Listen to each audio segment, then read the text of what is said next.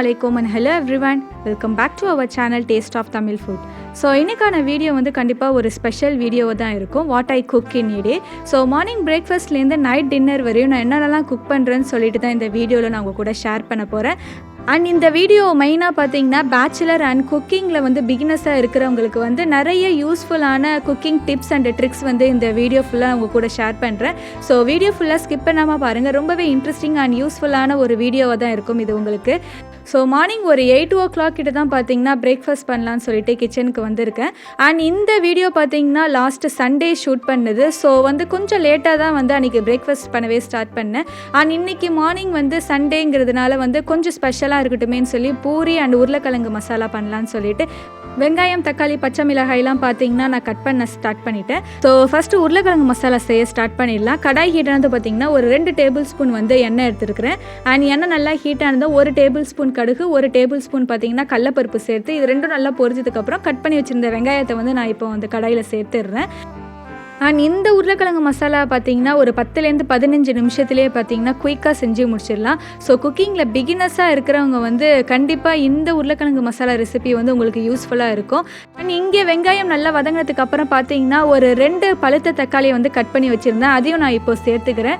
So வெங்காயம், தக்காளி எல்லாம் ஒரு தடவை எண்ணெயில் வதங்கினதுக்கு அப்புறம் பார்த்தீங்கன்னா ஒரு 2 பெரிய சைஸ் பச்சை மிளகாயை வந்து கீறி வச்சுருக்கிறேன். அதையும் நான் இப்போ சேர்த்துட்டு எண்ணெயிலே நல்லா வதக்கிக்கிறேன்.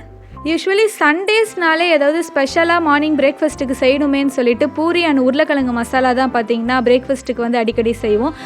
அண்ட் இதே போல் மார்னிங் பிரேக்ஃபாஸ்ட்டுக்கு வந்து சண்டே ஸ்பெஷலாக உங்கள் வீடுகளில் வந்து என்னென்னலாம் செய்வாங்கன்னு சொல்லிட்டு கீழே கமெண்ட் பண்ணுங்கள்.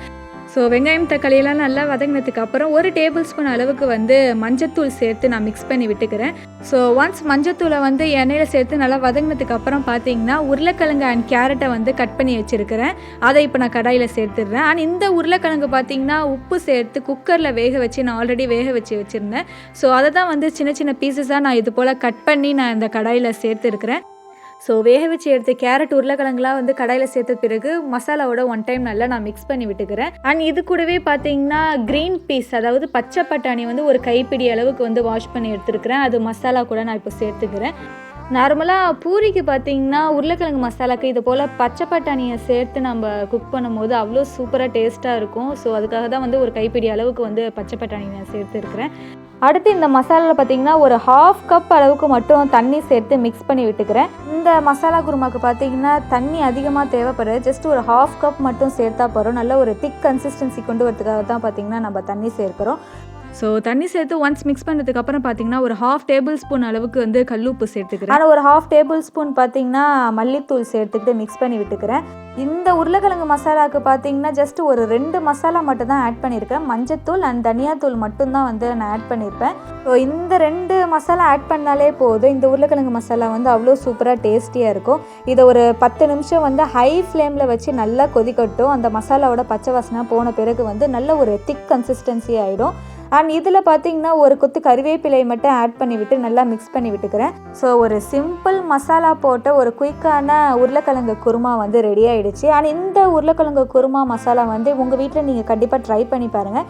ட்ரை பண்ணி பார்த்தீங்கன்னா அந்த பிக்சரை வந்து டேஸ்ட் ஆஃப் தமிழ் ஃபுட்டுங்கிற இன்ஸ்டாகிராம் பேஜுக்கு வந்து கண்டிப்பாக ஷேர் பண்ணுங்கள். அண்ட் இப்போது பூரி செய்ய ஸ்டார்ட் பண்ணிடலாம். பூரிக்கான மாவு பார்த்திங்கன்னா ஆல்ரெடி நான் வந்து பிசைஞ்சு வச்சுட்டேன்.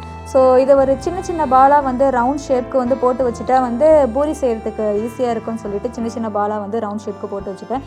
ஸோ இது ஒரு ரவுண்டு ஷேப்க்கு பார்த்திங்கன்னா நல்லா நான் மாவை வந்து திரட்டிக்கிறேன். ஸோ பூரிக்கான மாவு வந்து இப்போ ரெடி ஆகிடுச்சு. எண்ணெய் ஹீட்டானதோ பார்த்திங்கன்னா இதை நான் தவாவில் போட்டுடுறேன். ஸோ கடாயில் எண்ணெய் ஹீட்டாகி ரெடியாக இருக்குது. திரட்டி வச்சுருந்த பூரி மாவை பார்த்தீங்கன்னா இப்போது கடாயில் சேர்த்துடலாம். ஸோ எண்ணெய் நல்லா ஹை ஃப்ளேமில் ஹீட்டாகி இருக்கும் போது பார்த்திங்கன்னா பூரியை போட்டுட்டு அதுக்கப்புறம் வந்து கேஸை வந்து லோ ஃப்ளேமுக்கு மாற்றிடலாம் பூரி போட்டதுக்கப்புறம். ஸோ இப்போ பாருங்கள் 2 சைடும் திருப்பி போட்டுக்கிட்டு நல்லா ஃப்ளஃபியாக சூப்பராக வந்திருக்கு. ஸோ இதே போல் எல்லா பூரியும் பார்த்தீங்கன்னா நான் எண்ணெயில் போட்டு பொரித்து எடுத்துக்கிறேன். அண்ட் கண்டிப்பாக பூரி திரட்டும் போது பார்த்தீங்கன்னா அதில் ஹோல் எதுவுமே இல்லாமல் பார்த்துக்கோங்க. அப்போ தான் பூரி நல்லா உப்பி ஃப்ளஃபியாக வரும். ஸோ சண்டே ஸ்பெஷலுக்கு பிரேக்ஃபாஸ்ட்டாக பார்த்தீங்கன்னா ஒரு எம்மியான உருளைக்கிழங்கு மசாலா குருமா வித் பூரியோட என்னோடய பிரேக்ஃபாஸ்ட் வந்து முடிஞ்சிடுச்சு. அண்ட் லஞ்சுக்கு பார்த்தீங்கன்னா இன்றைக்கி கொஞ்சம் லைட் ஃபுட்டாக ஏதாவது செய்யலான்னு சொல்லிட்டு மட்டன் புலாவ் செஞ்சுருந்தேன். ஸோ மார்னிங் தான் வந்து பூரி உருளைக்கிழங்கு குருமா கொஞ்சம் ஹெவியான சாப்பாடு சாப்பிட்டோம். ஸோ லஞ்சுக்கு வந்து கொஞ்சம் லைட் ஃபுட்டாக வந்து மட்டன் புலாவ் பண்ணியிருந்தேன். அண்ட் இந்த மட்டன் புலாவ் பார்த்திங்கன்னா ஸ்பெஷலாக வந்து பேச்சுலர் பிகினர்ஸ்லாம் வந்து ஈஸியாக குக் பண்ணுற மாதிரி எலக்ட்ரிக் குக்கரில் வந்து செஞ்சுருந்தேன். அவ்வளோ சூப்பராக எம்மியாக இருந்தது. ஸோ பாருங்கள், அரிசி எதுவுமே குலையாமல் நல்லா நீளமாக வருதுன்னு சொல்லிட்டு. அண்ட் இந்த மட்டன் புலாவோட ரெசிபி வந்து நம்ம சேனலில் ஆல்ரெடி அப்லோட் பண்ணியிருக்கோம். டிஸ்கிரிப்ஷன் லிங்க் கொடுக்குறேன், கண்டிப்பாக அதை செக் பண்ணி பாருங்கள். ஸோ பிகினர்ஸ் இல்லைனா பேச்சுலர்ஸ் பார்த்தீங்கன்னா லஞ்சுக்கு வந்து பிரியாணி சுவையில் வந்து ஒரு மட்டன் புலாவ் செய்யணும்னு நினச்சிங்கன்னா கண்டிப்பாக இந்த மாதிரி மெத்தடில் வந்து ரெசிபியை வந்து ட்ரை பண்ணி பாருங்கள். ஸோ பார்க்கவே அவ்வளோ எம்மி அண்ட் டெம்டிங்கான மட்டன் புலாவ் வந்து சண்டே லஞ்சுக்கு நான் ப்ரிப்பேர் பண்ணியிருந்தேன். ஸோ மட்டன் பீசஸ் எல்லாம் பார்த்திங்கனாலே உனக்கு தெரியும், சின்ன சின்னதாக சாப் பண்ணி தான் வந்து இந்த மட்டன் புலாவ் செஞ்சுருந்தேன். ஸோ அவ்வளோ சூப்பர் அண்ட் எம்மியான ஒரு மட்டன் புலாவ் இருந்தது. அண்ட் இதுக்கு சைட் டிஷ்ஷாக பார்த்திங்கன்னா ரைத்தா பண்ணியிருந்தேன். ரைத்தா வித் இந்த மட்டன் புலாவை சாப்பிட்றதுக்கு வந்து அவ்வளோ சூப்பர் அண்ட் டேஸ்டியாக இருந்தது. ஸோ கண்டிப்பாக இந்த ரெசிபியும் நீங்கள் ட்ரை பண்ணி பார்த்தீங்கன்னா அந்த பிக்சரையும் வந்து டேஸ்ட் ஆஃப் தமிழ் ஃபுட்டுங்கிற இன்ஸ்டாகிராம் பேஜுக்கு வந்து ஷேர் பண்ணுங்கள். ஸோ நெக்ஸ்ட்டு பார்த்தீங்கன்னா ஈவினிங் வந்தாச்சு. ஈவினிங் ஒரு 5:30 கிட்ட வந்து கண்டிப்பாக ஸ்நாக்ஸ் ஏதாவது வீட்டில் செஞ்சே ஆகணும். அன்றைக்கி பார்த்திங்கன்னா நம்ம எல்லாருடைய ஃபேவரட்டான பானிபூரி செய்யலான்னு சொல்லிட்டு ரெடி பண்ணிகிட்டு இருந்தேன். ஸோ பானிபூரிக்கான மசாலா வந்து ரெடி பண்ணுறதுக்காக ஒரு 3 உருளைக்கிழங்கை வந்து 2ஆக கட் பண்ணி குக்கரில் வந்து உப்பு தண்ணி சேர்த்து வேக வச்சுட்டேன். பானிபூரி பார்த்திங்கன்னா எங்கள் வீட்டில் வந்து எல்லாருடைய ஃபேவரட்டான ஒரு ஸ்நாக்ஸ்ன்னு பார்த்திங்கன்னா பானிபூரி தான். அண்ட் உங்களில் எத்தனை பேருக்கு வந்து பானிபூரி வந்து ஒரு ஃபேவரட் ஸ்நாக்ஸ்ன்னு சொல்லிட்டு கமெண்ட் பண்ணுங்கள். ஸோ மசாலாக்காண்டி உருளைக்கிழங்கு பார்த்திங்கன்னா குக்கரில் சேர்த்து வேக வச்சுட்டேன். அண்ட் மீன்வைல் இந்த சைடு வந்து க்ரீன் பானி பண்ணிடலான்னு சொல்லிட்டு ஒரு மிக்ஸி ஜாரில் வந்து கைப்பிடி அளவுக்கு வந்து புதினா மல்லி எடுத்துருக்கேன். அண்ட் அது கூட பார்த்திங்கன்னா 1 டேபிள் ஸ்பூன் வந்து உப்பு சேர்த்துக்கிறேன். 1 டேபிள் ஸ்பூன் பார்த்திங்கன்னா சர்க்கரை எடுத்துருக்கிறேன். அண்ட் அது கூட ஒரு பெரிய சைஸ் பச்சை மிளகாய் சேர்த்து கொஞ்சமாக தண்ணி சேர்த்து நல்லா நான் ஒரு ஃபைன் பேஸ்ட்டாக நான் அரைச்சி எடுத்துக்கிறேன். அண்ட் இப்போ சூப்பர் மார்க்கெட்ஸ்லாம் பார்த்திங்கன்னா இன்ஸ்டண்ட்டாக செய்கிறதுக்காண்டி நிறைய பானிபூரி கிட்லாம் வச்சுருக்காங்க பேக்கு. ஸோ அதெல்லாம் வாங்குறதை விடவே வீட்லேயே நம்ம ஃப்ரெஷ்ஷாக இதை போல் செஞ்சு சாப்பிட்றது வந்து ஒரு ஹெல்த்தியான ஈவினிங் ஸ்நாக்ஸ் பானிபூரியாக தான் இருக்கும்னு நினைக்கிறேன். ஸோ இதில் பார்த்திங்கன்னா ஒரு ஸ்டைனரில் வந்து நல்லா நான் மிக்சியில் அரைச்சதை வந்து வடிகட்டிட்டதுக்கப்புறம் ஒரு 1/2 கப் அளவுக்கு வந்து தண்ணி இதை கூட சேர்த்து நான் மிக்ஸ் பண்ணி விட்டுக்கிறேன். ஸோ இதில் ஒரு பெரிய சைஸ் பச்சை மிளகாலாம் போட்டு அரைச்சதுனால நல்ல ஒரு காரமான பானியாக தான் இருக்கும். அண்ட் இதுக்கு மேலே பார்த்திங்கன்னா ஒரு 1/2 லெமன் ஜூஸை வந்து பிழிஞ்சு விட்டுக்கிறேன். கூடவே வந்து ஒரு துண்டு அளவுக்கு வந்து புளியையும் நான் இது கூட அப்படியே சேர்த்துக்கிறேன். ஸோ காரசாரமாக நல்ல புளிப்பான ஒரு க்ரீன் பானி வந்து ரெடி ஆகிடுச்சு, இன்ஸ்டண்ட்டாக ரெடி ஆகிடுச்சு. ஆனால் இதுக்கு மேலே பார்த்திங்கன்னா ஒரு கைப்பிடி அளவுக்கு வந்து பொடியாக கட் பண்ணி வச்சுருந்த வெங்காயத்தை மட்டும் சேர்த்துடுறேன். ஸோ அவ்வளோதான், இன்ஸ்டண்ட்டான க்ரீன் பானி வந்து ரெடி பண்ணியாச்சு. அண்ட் சைடில் பார்த்திங்கன்னா பூரி வந்து பொரிச்சிடலான்னு சொல்லிட்டு கடாய் எடுத்துருக்கிறேன். ஸோ ஒரு சைடு பூரி பொரிக்கிறதுக்காக வந்து எண்ணெயில் கடாய் வந்து ஹீட் ஆகிட்டு இருக்கு. அண்ட் மீன்வைல் வந்து சைடில் வேக வச்ச உருளைக்கிழங்கையும் ஓப்பன் பண்ணி பார்த்துடுறேன். ஸோ நல்லாவே வந்து இருக்குது. குக்கர்லேருந்து நான் வெளியே எடுத்துடுறேன். ஸோ சூடு ஆறின பிறகு பார்த்திங்கன்னா மேலே உள்ள அந்த தோலெல்லாம் ரிமூவ் பண்ணிவிட்டு மசாலா செஞ்சிடலாம். அண்ட் அதுக்கு முன்னாடி வந்து பானிபூரிக்கான பூரியை வந்து ரெடி பண்ணிடலாம். அண்ட் இன்றைக்கி வந்து இந்த பூரி வந்து ரெடிமேடாக அந்த கடையிலலாம் டிபார்ட்மெண்ட் ஸ்டோர்லலாம் கிடைக்கும். ஸோ அந்த பூரியில் தான் பார்த்திங்கன்னா பானிபூரி செய்ய போகிறேன். ஸோ ஒரு இன்ஸ்டண்ட்டான இந்த பூரி இருக்கிறதுனால வந்து பானிபூரி செய்கிறதுக்கு வந்து அவ்வளோ ஈஸியாக இருக்குது. ஸோ இல்லைனா வந்து இந்த பூரிக்குமே பார்த்திங்கன்னா மாவு செஞ்சு பசைஞ்சு அதுவுமே செஞ்சுக்கிட்டு இருக்கணும். ஸோ அதெல்லாம் இல்லாமல் இந்த இன்ஸ்டண்ட்டான இந்த பூரி கிடைக்கிறதுனால பானிபூரி செய்கிறதுக்கு வந்து அவ்வளோ ஈஸியாக இருக்குது. ஸோ நல்லா கிறிஸ்பியான பூரி வந்து ரெடி ஆகிடுச்சு. ஸோ நெக்ஸ்ட்டு பார்த்திங்கன்னா பேலன்ஸ் வந்து பூரிக்கான மசாலா செய்கிறது மட்டும்தான். அதையும் இப்போ செஞ்சிடலாம்.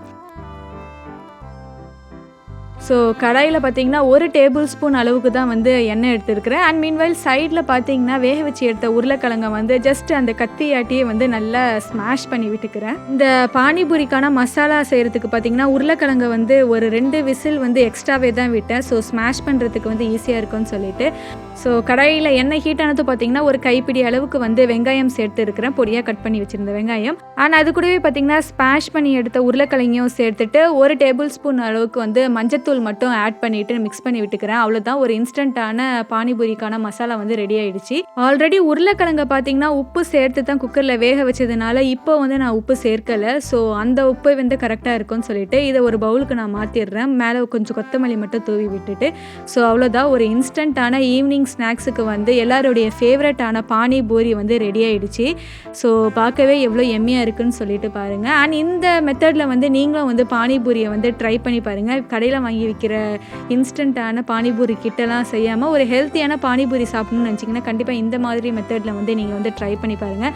ஸோ ஒரு எம்மியான பானிபூரியோட ஈவினிங் ஸ்நாக்ஸ் வந்து எனக்கு முடிஞ்சிருச்சு. அண்ட் நைட்டு டின்னருக்கு பார்த்திங்கன்னா அரௌண்ட் ஒரு 9:30 கிட்ட தான் வந்து கிச்சனுக்குள்ளே வந்து இருக்கேன். ஆனால் அம்மா பார்த்திங்கன்னா முன்னாடியே வந்து இடியப்பம் வந்து செஞ்சு வச்சுட்ருக்காங்க. ஸோ இந்த இடியப்பம் பார்த்திங்கன்னா இட்லி தட்டில் தான் செஞ்சு ஒரு சின்ன சின்னதாக பார்க்கவே ரொம்ப அழகாக இருக்கிற மாதிரி செஞ்சு வச்சுருந்தாங்க. ஆனால் இதில் பார்த்திங்கன்னா நான் இன்றைக்கி வந்து தாளிச்ச இடியப்பம் சோறுன்னு சொல்லுவாங்க. எங்கள் ஊர் சைடெல்லாம் இது ஃபேமஸ். எத்தனை பேருக்கு வந்து இந்த தாளிச்ச இடியப்பம் வந்து தெரியும், எத்தனை பேர் சாப்பிட்ருக்கீங்கன்னு சொல்லிட்டு கமெண்ட் பண்ணுங்கள். ஸோ இந்த தாளிச்ச இடியப்பம் செய்கிறதுக்கு பார்த்தீங்கன்னா ஒரு 1/2 கப் அளவுக்கு வந்து வார்ம் மில்க் எடுத்துருக்கிறேன். கொஞ்சம் வெதுவெதுப்பான இருக்கிற பால் வந்து எடுத்துருக்கிறேன். ஸோ இதை கொஞ்சம் கொஞ்சமாக பார்த்திங்கன்னா இடியப்பத்தை கூட சேர்த்து வந்து இடியப்பத்தை வந்து நல்லா உதிர்த்து விட்டுக்கிறேன். ஸோ பாருங்கள், பாலை கொஞ்சம் கொஞ்சமாக சேர்த்து பிறகு இந்த இடியப்பம் வந்து எவ்வளோ உதிரியாக வருதுன்னு சொல்லிட்டு நல்லா ரஃப்பாகவும் இருக்கும். ஸோ இதை போல் கொஞ்சம் வெதுவெதுப்பான பாலை சேர்த்து இந்த இடியப்பத்தை வந்து உதிர்த்து விடும் போது பார்த்திங்கன்னா கொலக்கொலப்பு எதுவுமே இருக்காது. உங்களுக்கு பார்த்தாலே தெரியும், நல்லா ரஃப்பாக உதிரியாக இருக்கும் இடியப்பம். ஸோ அவ்வளோதான், ஒரு 10 இடியப்பம் போல் பார்த்திங்கன்னா உதிர்த்து வச்சுருக்கிறேன். இப்போது தாளிச்ச இடியப்பம் செய்ய ஸ்டார்ட் பண்ணிடலாம். ஸோ கடாயில் பார்த்திங்கன்னா ஒரு 3 டேபிள் ஸ்பூன் அளவுக்கு வந்து நெய் எடுத்துருக்கிறேன். நெய்யில் சேர்த்து தாளிக்கும் போது ஃப்ளேவர் நல்லா இருக்கும்னு சொல்லிட்டு நெய் நல்லா மெல்ட் ஆனதுக்கப்புறம் பார்த்திங்கன்னா ஒரு 2 வெங்காயத்தை வந்து சின்னதாக கட் பண்ணி வச்சுருக்கிறேன். கட் பண்ண வெங்காயத்தை வந்து இப்போ நான் கடாயில் சேர்த்து நல்லா வதக்கிக்கிறேன். அண்ட் இந்த வெங்காயம் வந்து நல்ல ஒரு கோல்டன் ப்ரௌன் கலருக்குலாம் மாறணும்னு அவசியம் இல்லை. ஜஸ்ட் அந்த வெங்காயத்தோட ஃப்ளேவர்லாம் போயிட்டு அந்த கலர் மாறுற ஸ்டேஜில் வந்து ஒரு 2 முட்டையை வந்து நான் இதில் சேர்த்துக்கிறேன். அண்ட் இது கூடவே பார்த்திங்கன்னா ஒரு 1/2 டேபிள் ஸ்பூன் உப்பு மட்டும் சேர்த்துட்டு நல்லா நான் மிக்ஸ் பண்ணி விட்டுக்கிறேன். ஸோ நார்மலாக நம்ம எக்கெல்லாம் எப்படி ஸ்க்ரம்பிள் பண்ணுவோமோ அதை போல் தான் பார்த்திங்கன்னா இப்போ வெங்காயம் சேர்த்து எக்கை வந்து நல்லா ஸ்க்ரம்பிள் பண்ணியிருக்கேன். ஸோ எக் நல்லா ஸ்க்ரம்பிள்ட் ஆனதுக்கப்புறம் பார்த்திங்கன்னா ஒரு 2 பச்சை மிளகாயை வந்து பொடியாக கட் பண்ணி இது கூட சேர்த்து மிக்ஸ் பண்ணி விட்டுக்கிறேன். ஸோ இதெல்லாம் சேர்த்ததுக்கப்புறம் பார்த்திங்கன்னா கடைசியாக நம்ம உதிர்த்து வச்சிருந்த இடியப்பத்தை வந்து இது கூட சேர்த்து ஒன்ஸ் நல்லா நான் மிக்ஸ் பண்ணி விட்டுக்கிறேன். ஸோ அவ்வளோதான், ஒரு சிம்பிளான டிஷ் தான் இந்த தாளிச்ச இடியப்பம். அவ்வளோ சூப்பர் அண்ட் டேஸ்டியாக இருக்கும். இந்த தாளிச்சம் இடியப்பம் பார்த்திங்கன்னா ட்ரெடிஷ்னல் ரெசிபியை வந்து எங்கள் வீடுகளில் வந்து இப்படி தான் செய்வோம். அந்த மெத்தடில் தான் நான் இன்றைக்கி உங்கள்கிட்ட செஞ்சு காமிச்சிருக்கேன். அண்ட் கடைசியாக பார்த்திங்கன்னா ஒரு கொத்து கறிவேப்பிலை மட்டும் இது கூட சேர்த்து மிக்ஸ் பண்ணி விட்டு கேஸ் ஆஃப் பண்ணிடுறேன். ஒரு சிம்பிளான தாளிச்ச இடியப்பம் வந்து நைட் டின்னருக்கு வந்து ரெடி ஆகிடுச்சு. ஆனால் இது கூடவே பார்த்திங்கன்னா அன்றைக்கி நைட்டுக்கு வந்து சேமியா பாயாசம் பண்ணியிருந்தோம். இடியப்பம் வித் சேமியா பாயாசம் வந்து ஒரு நல்ல காம்பாவாக இருக்கும், சூப்பராக இருக்கும், எங்கள் எல்லாருக்குமே பிடிக்கும். ஸோ உங்களில் எத்தனை பேருக்கு வந்து இந்த சேமியா வித் இடியப்பம் வந்து சாப்பிட்றதுக்கு பிடிக்கும்னு சொல்லிட்டு கமெண்ட் பண்ணுங்கள். ஸோ நைட் டின்னருக்கு பார்த்திங்கன்னா ஒரு எம்மியான தாளிச்ச இடியப்பம் சோறு அண்ட் இடியப்பம் வித் சேமியா பாயாசமோட என்னோடய டின்னர் வந்து அன்றைக்கி முடிஞ்சிருச்சு. ஸோ இந்த வீடியோ வந்து உங்களுக்கு எல்லாருக்கும் கண்டிப்பாக பிடிச்சிருக்கும்னு நினைக்கிறேன். இந்த வீடியோ எப்படி இருந்துச்சுன்னு சொல்லிட்டு கமெண்ட் பண்ணுங்கள். அண்ட் நான் செஞ்ச இந்த ரெசிபியெல்லாம் நீங்களும் உங்கள் வீட்டில் கண்டிப்பாக ட்ரை பண்ணி பாருங்கள். ட்ரை பண்ணி பார்த்தீங்கன்னா அந்த பிக்சரை வந்து டேஸ்ட் ஆஃப் தமிழ் ஃபுட்டுங்கிற இன்ஸ்டாகிராம் பேஜுக்கு வந்து ஷேர் பண்ணுங்கள். ஸோ இது போல் இன்ட்ரெஸ்டிங்கான நிறைய ரெசிபி அண்ட் வ்ளாக்ஸோட உங்களை அடுத்த வீடியோவில் வந்து சந்திக்கிறேன். தேங்க்யூ.